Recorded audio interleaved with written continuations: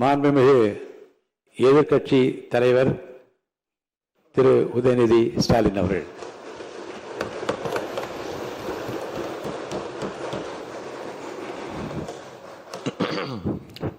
மாண்புமிகு பேரவைத் தலைவர் அவர்களே, துணைத் தலைவர் அவர்களே, முதலமைச்சர் அவர்களே,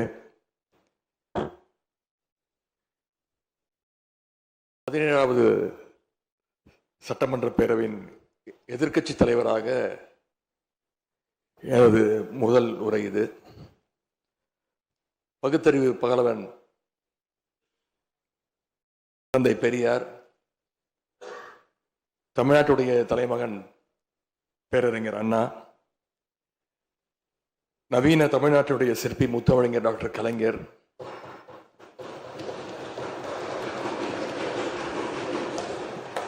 இந்தியாவுக்கே வழிகாட்டிய திராவிட மாடல் ஆட்சியை தந்த திராவிட முன்னேற்ற கழகத்துடைய தலைவர் திரு முத்துவேல் கருணாநிதி ஸ்டாலின்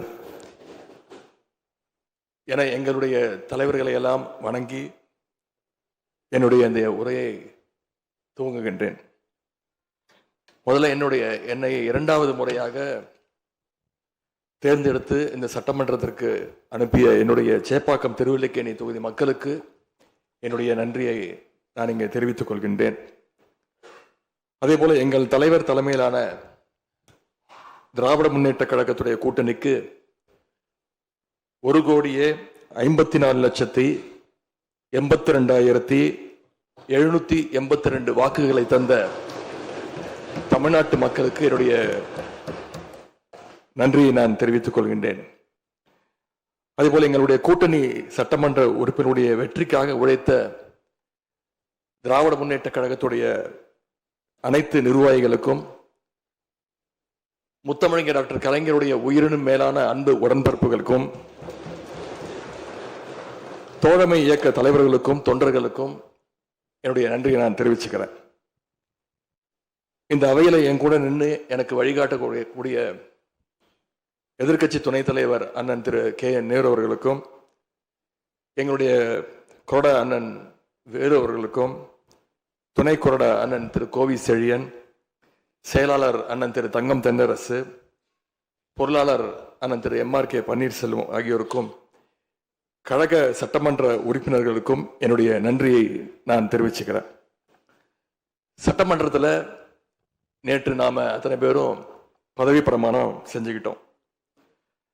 அதன் பின்பு இன்னைக்கு முதல் நடவடிக்கையா பேரவைத் தலைவரை இன்றைக்கு தேர்ந்தெடுத்திருக்கிறோம். வரலாற்று சிறப்புமிக்க இந்த சட்டப்பேரவையில் மாண்புமிகு பேரவைத் தலைவராக தேர்ந்தெடுக்கப்பட்டிருக்கக்கூடிய உங்களுக்கும், துணைத் தலைவராக தேர்வு செய்யப்பட்டிருக்கக்கூடிய திரு ரவிசங்கர் அவர்களுக்கும் எங்களுடைய தலைவர் சார்பாகவும் கழக சட்டமன்ற உறுப்பினர்கள் சார்பாகவும் மீண்டும் என்னுடைய வாழ்த்துக்களை நான் தெரிவிச்சுக்கிறேன். மாண்புமிகு பேரவைத் தலைவர் அவர்களே, இங்கே ஏற்கனவே எல்லாரும் குறிப்பிட்டது போல நானும் கேள்விப்பட்டிருக்கேன். நீங்க எப்பொழுதுமே சிரித்த முகத்துக்கு சொந்தக்காரர்னு கேள்விப்பட்டிருக்கிறேன். அது மட்டும் இல்லை, எல்லோருடையும் மிகுந்த அன்போடு பழகக்கூடியவர் அப்படின்னு பலர் சொல்லி நான் கேள்விப்பட்டிருக்கிறேன். இதே சட்டப்பேரவையில் 1980ஆம் ஆண்டு தேர்தலையும் 2011 சட்டமன்ற தேர்தலையும் நீங்க வெற்றி பெற்று ஒரு சிறந்த சட்டமன்ற உறுப்பினராக நீங்க பணியாற்றி இருக்கிறீங்க. எனவே பேரவையுடைய மரபுகளும் விதிகளும் உங்களுக்கு புதுசு கிடையாது. நீங்க தேர்ந்தெடுக்கப்பட்ட இப்பொழுது சேர்த்து 3 முறையும் ஆளுங்கட்சி உறுப்பினராக சட்டமன்றத்துக்குள்ள நீங்க வந்திருக்கிறீங்க. இந்த முறை எதிர்க்கட்சிகளையும் அரவணைச்சு செயல்படுகின்ற ஒரு பேரவைத் தலைவரா நீங்க பொறுப்பேற்றிருக்கிறீங்க. அந்த பொறுப்புல ரொம்ப சிறப்பா நடுநிலைமையோடு செயல்படுவீங்க அப்படிங்கிறது தான் எங்க அத்தனை பேருடைய எதிர்பார்ப்பு. அதே போல ஒரு எளிய பின்னணியிலிருந்து வந்த முதன்முறையாக சட்டமன்ற உறுப்பினராக பொறுப்பேற்றிருக்கக்கூடிய மக்களால் தேர்ந்தெடுக்கப்பட்டிருக்கக்கூடிய திரு மாண்புமிகு ரவிக்குமார் அவர்கள் பேரவையினுடைய துணைத் தலைவராக உங்களுக்கு உறுதுணையாக இருந்து இந்த அவையை வழிநடத்துவார் அப்படின்னு நாங்கள் அத்தனை பேரும் நம்புகிறோம். மாண்பு பேரவைத் தலைவர் அவர்களே, நம்முடைய மாண்பு முதலமைச்சர் அவர்கள் நேற்று எங்களுடைய தலைவருடைய வீடுகளுக்கும் அனைத்து கட்சி தலைவருடைய வீடுகளுக்கும் சென்று வாழ்த்துக்கள்லாம் பெற்றுக்கிட்டு போனார். அந்த அரசியல் நாகரிகம் இந்த பேரவையிலும் தொடரணும் அப்படிங்கிறதா எங்களுடைய எண்ணம், எதிர்பார்ப்பு. ஏற்கனவே நான் சொல்லியிருந்தாலும் மறுபடியும் சொல்ல விரும்புகிறேன். திராவிட முன்னேற்ற கழகம் இந்த சட்டப்பேரவையில் எதிரி கட்சியா இல்லாம ஒரு ஆக்கப்பூர்வமான எதிர்கட்சியாக நிச்சயம் செயல்படும். எங்க தலைவர் அவர்கள் சொன்ன மாதிரி திராவிட முன்னேற்ற கழகம் என்னைக்குமே ஒரு ஆக்க சக்தி தான். மாண்புமிகு பேரவைத் தலைவர்களே, இந்த பேரவைக்குன்னு ஒரு மிகப்பெரிய வரலாறு இருக்கு. இன்னைக்கு இந்தியாவில் பண்பாட்டு ரீதியாகவும் பொருளாதார ரீதியாகவும் தமிழ்நாடு சிறப்பாக முன்னேறி இருக்கு அப்படின்னா இந்த பேரவையில் நடந்த விவாதங்கள், எடுக்கப்பட்ட முடிவுகள், இயற்றப்பட்ட சட்டங்கள், நிறைவேற்றப்பட்ட தீர்மானங்கள், இதெல்லாம் தான் ஒரு காரணம். பிற மாநிலங்களுக்கெல்லாம் ஒரு எடுத்துக்காட்டாக வழிகாட்டக்கூடிய வகையில் செயல்பட்டு இந்தியாவையே திரும்பி பார்க்க வச்ச சட்டமன்ற பேரவை இந்த தமிழ்நாட்டு சட்டமன்ற பேரவை. அப்படிப்பட்ட இந்த பேரவையில் ஆரோக்கியமான ஆக்கப்பூர்வமான விவாதங்களுக்கு இடம் கொடுத்து ஜனநாயக மாண்புகளுக்கு முக்கியத்துவம் கொடுத்து பேரவைத் தலைவர் அவர்கள் என்றைக்கும் நடுநிலைமையோடு செயல்பட வேண்டும் என்று நாங்கள் அனைவரும் விரும்புகின்றோம். நாம் எங்க ஆளுங்கட்சி எதிர்கட்சி அப்படின்னு எதிர் வரிசையில் உட்கார்ந்திருந்தாலும் தமிழ்நாட்டுடைய வளர்ச்சின்னு வரும்போது நாம் அனைவரும் ஒரே வரிசையில் முன் வரிசையில் நின்று உழைக்கணும்னு நான் விரும்புகிறேன். அதைத்தான் தமிழ்நாட்டு மக்களும் எதிர்பார்த்துக்கிட்டு இருக்கிறாங்க, விரும்புகிறாங்க. திராவிட முன்னேற்ற கழகமும் அதைத்தான் விரும்புது. எங்களுடைய தலைவர் அவர்கள் கடந்த 5 ஆண்டுகள்ல அடிக்கடி சொல்ற ஒரு வார்த்தை, இது எனது அரசு அல்ல நமது அரசு என்று எங்களுடைய தலைவர் அவர்கள் அடிக்கடி சொல்லுவார். அதை நிரூபிச்சும் காட்டியிருக்கிறார். சென்ற திராவிட மாடல் அரசுங்கிறது வாக்களிச்ச மக்களுக்கு மட்டும் இல்லாம வாக்களிக்காத மக்களுக்குமான அரசாகத்தான் செயல்பட்டு வந்தது.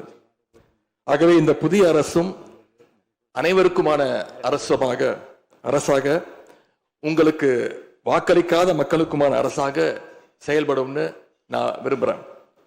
இந்த நேரத்தில் இன்னொரு விஷயத்தையும் இங்கே நினைவுபடுத்த விரும்புகிறேன். மாண்புமிகு பேரவைத் தலைவர் அவர்களும் மாண்புமிகு முதலமைச்சர் அவர்களும் இன்னைக்கு எதிர்கட்சி தலைவராக இருக்கிற நானும் ஒரே காலேஜில் படித்த ஓல்டு ஸ்டூடெண்ட். ஒரே காலேஜில் நாம் படிச்சிருந்தாலும் அரசாங்கத்தை நடத்துறதுல திமுக தான் சீனியர் பேட்ச். அது உங்களுக்கு தெரியும். 1967 ஆட்சிக்கு வந்தது திமுக தான். நாங்கள் தான் சீனியர்ஸ். அந்த அடிப்படையில் எங்களுடைய நாலேஜையும் எக்ஸ்பீரியன்ஸையும் நாங்கள் ஷேர் பண்ணிக்க ரெடியாக இருக்கோம். அதை ஏற்றுக்க நீங்களும் தயாராக இருங்க. ஏன்னா நமக்கு எப்பவுமே தமிழ்நாட்டு மாநிலத்துடைய நலன்தான் மிக மிக முக்கியம். மாண்பு பேரவைத் தலைவர் அவர்களே, நீங்கள் போட்டியின்றி தேர்வாகியிருக்கீங்க. மாண்பு முதலமைச்சரும் எதிர்கட்சி தலைவரான நானும் உங்களை அவை முன்னவரும் இந்த இருக்கையில் அமர வச்சிருக்கிறோம். இன்னைக்கு உங்கள் கையை பிடிச்சி அழைச்சிட்டு வந்து உட்கார வச்சிருக்கிறோம். இனி எங்கள் 2 தரப்பையும் நீங்கள் தான் கையை பிடிச்சி அரவணைச்சு கோவம் இல்லாமல் கோவப்படாமல், நீங்கள் கோவப்பட மாட்டீங்கன்னு தெரியும், உங்களை கோவப்படுத்துகிற மாதிரி எந்த செயலையும் நாங்கள் செய்ய மாட்டோம். சட்டமன்ற ஜனநாயகத்தில் ஆளுங்கட்சி காதுகளாகவும் எதிர்கட்சி குரலாகவும் இருக்க வேண்டும். அதில் தான் இந்த அவையுடைய பெருமை நிச்சயம் அடங்கி இருக்கு. பொதுவாக இதுக்கு முந்தைய சட்டமன்ற பேரவை எடுத்துக்கிட்டா ஆளுங்கட்சி வரிசையில் அதிக உறுப்பினர்களும் எதிர்கட்சி வரிசையில் அதை விட குறைவான உறுப்பினர்களும் இருப்பாங்க. ஆனா இந்த முறை கிட்டத்தட்ட ஆளுங்கட்சிக்கு இணையான எதிர்கட்சி வரிசை வலிமையா இன்னைக்கு அமைஞ்சிருக்கு. அதுதான் இந்த பேரவையுடைய இன்னொரு கூடுதல் சிறப்பு. இதன் மூலமா தமிழ்நாட்டு மக்கள் ஒரு முக்கியமான செய்தியை நமக்கு சொல்லி இருக்கிறாங்க. அது என்னன்னா, எதிர்கட்சி வரிசை மிக மிக வலிமையாக இருந்து இந்த அரசை, புதிய அரசை வழிநடத்தணும், ஆக்கப்பூர்வமான விமர்சனங்களை முன்வைக்கணும் அப்படின்னு மக்கள் நமக்கு சொல்லி இருக்கிறாங்க. நான் நம்புறேன்.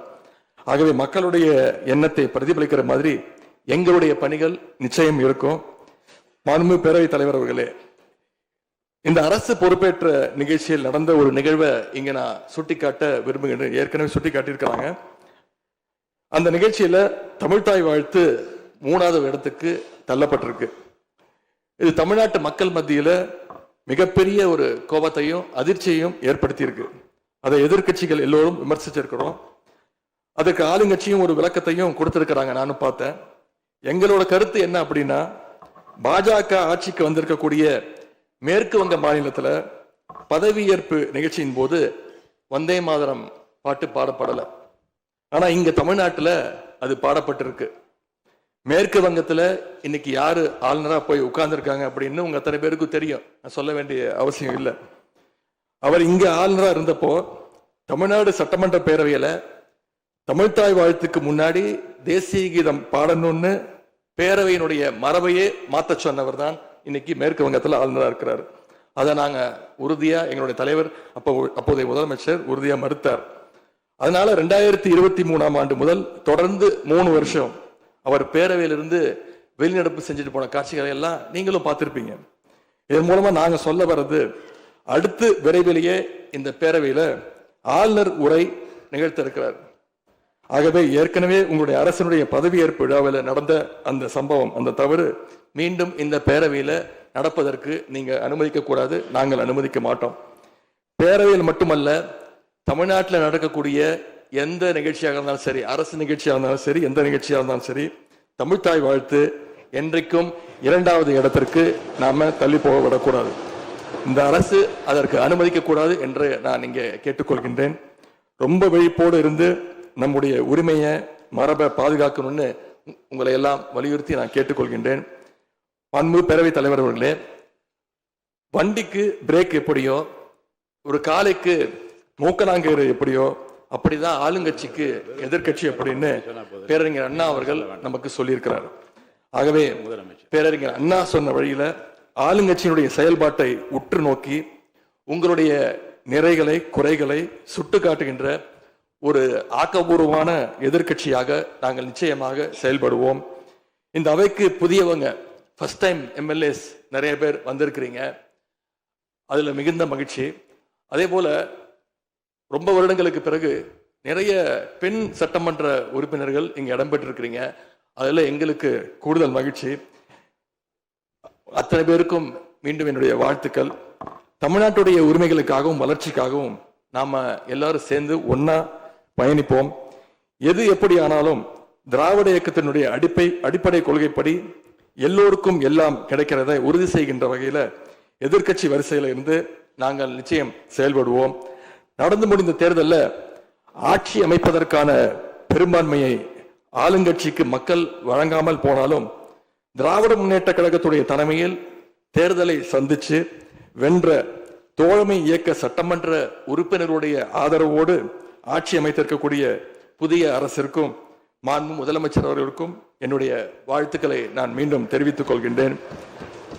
மாண்புமிகு பேரவைத் தலைவர் அவர்களுக்கும் பேரவை துணைத் தலைவர் அவர்களுக்கும் என்னுடைய நன்றி. உங்களுடைய பணிகள் சிறக்கட்டும். மீண்டும் என்னுடைய வாழ்த்துக்களை தெரிவித்துக் கொள்கிறேன். நன்றி, வணக்கம். வெல்க தமிழ், வாழ்க தமிழ்நாடு. மக்களை பிரிக்கும் சனாதானம் நிச்சயம் ஒழிக்கப்பட வேண்டும். நன்றி, வணக்கம்.